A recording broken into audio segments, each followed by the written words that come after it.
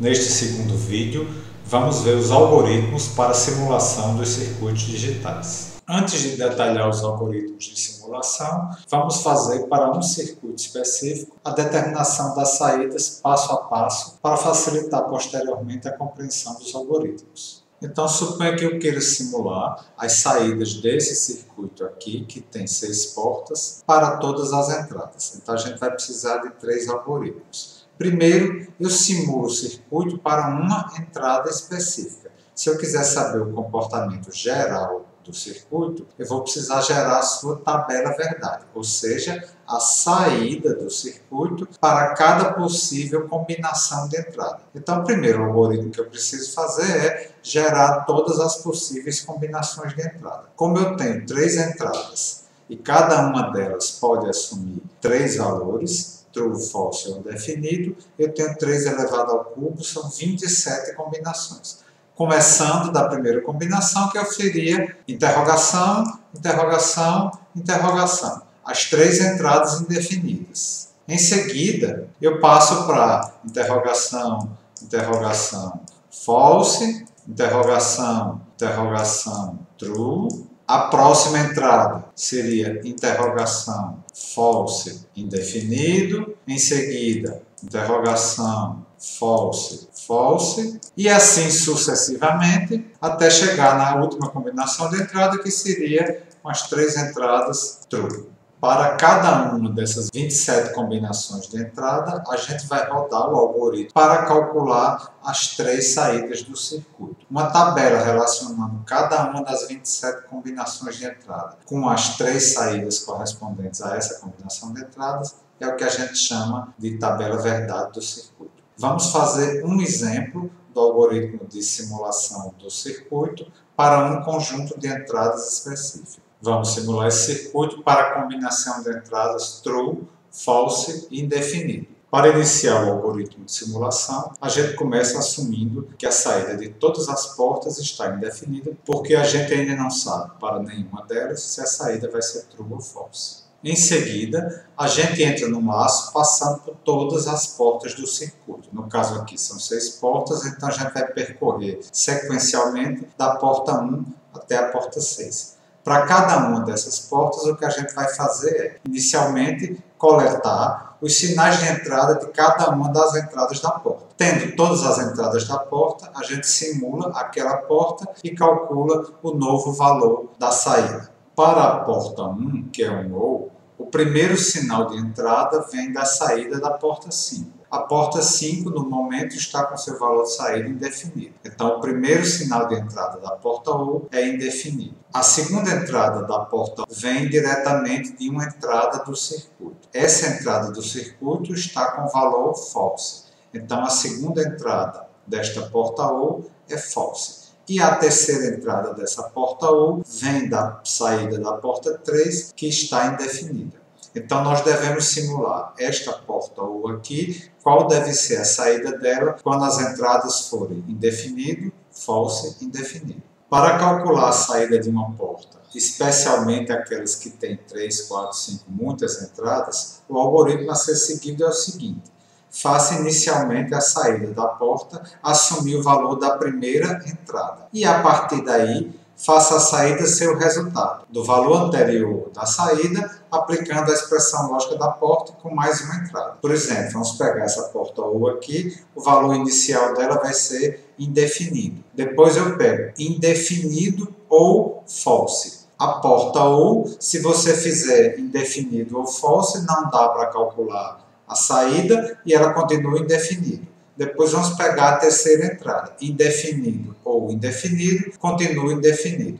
Então a simulação dessa porta aqui com essas 3 entradas dá o valor indefinido. Vamos agora para a porta de ID igual a 2, essa porta ou exclusiva aqui.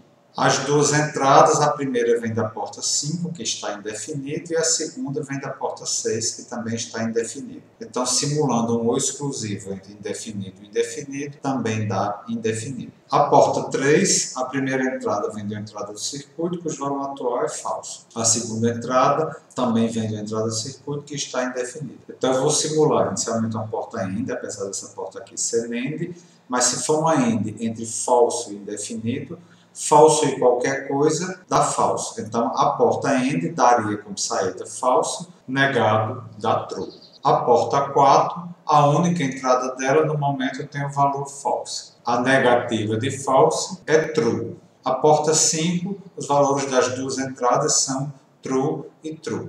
Fazendo um AND entre dois valores true, o valor da saída da porta 5, a porta AND será true. Finalmente, a porta 6, as entradas são indefinido e true. Fazendo o OR de true e qualquer coisa, o resultado é true. Negado dá false. Então, eu concluí o for, tentei simular todas as 6 portas do circuito. A questão é se eu encerro ou não o algoritmo. Primeiro eu vou ver se todas as portas já estiverem com valor determinado, eu encerro porque eu obtive sucesso. Não é o caso aqui. A porta 1 e a porta 2 ainda estão indefinidas.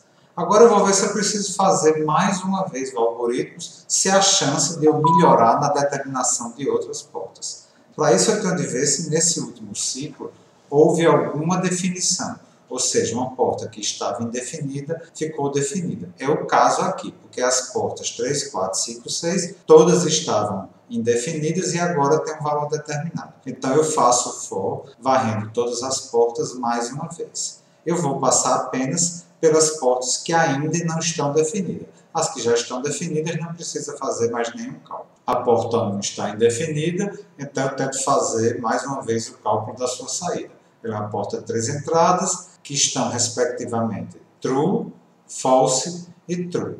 Para calcular a saída, eu faço a saída assumindo inicialmente o valor da primeira entrada, true, e depois vou fazendo o OR entre essa saída e cada uma das novas entradas. True ou false é true, então a saída é true, true ou true dá true. Então o valor da saída da porta será true. A porta 2, a saída ainda está indefinida, então eu vou tentar fazer uma nova simulação. As entradas dela no momento estão true e false, então o exclusivo entre true e false dá true.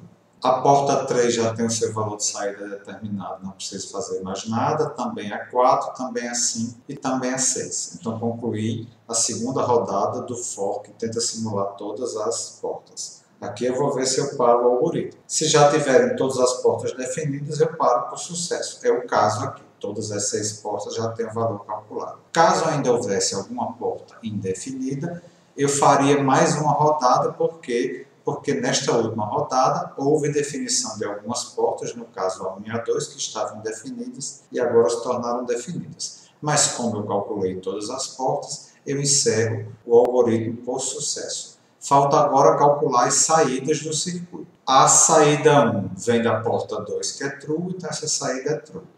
A saída 2 é true, porque vem da porta 1, e a saída 3 é false, porque vem da porta 6. Este resultado corresponde a uma linha da tabela verdade. Quando as entradas são true, false e indefinido, as saídas são true, true e false, que é esta linha aqui. Entradas true, false, indefinida, saída true, true, false. Eu posso repetir esse algoritmo para todas as combinações de entrada, o que geraria a tabela de verdade completa para qualquer combinação de entradas, quais são as saídas do circuito. Esta forma de simular um circuito digital está representada por 3 algoritmos que você tem aí na especificação. O primeiro deles, como a gente faz para gerar todas as possíveis entradas para um circuito. A ideia é bem simples, você começa com todas as entradas indefinidas e em seguida você vai incrementando a última que não for true. Aqui está indefinido, indefinido, indefinido, então a última vai para false. Essa aqui não é true, então a última vai para true.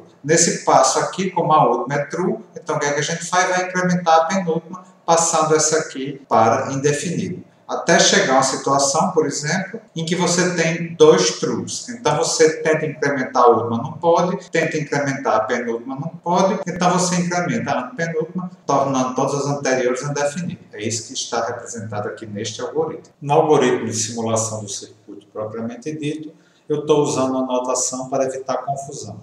Por exemplo, toda variável que começar com in é uma entrada, é um valor booleano. Insert que é uma entrada do circuito, mas lá na frente a gente vai ter uma variável import, que é uma entrada de porta. Insert índice ID é o valor da entrada do circuito, cuja ID é tal valor. ID não é índice dentro de um array, começa de 1 e não de 0. Out são as saídas. Out port é a saída de uma porta, out circ é uma saída do circuito.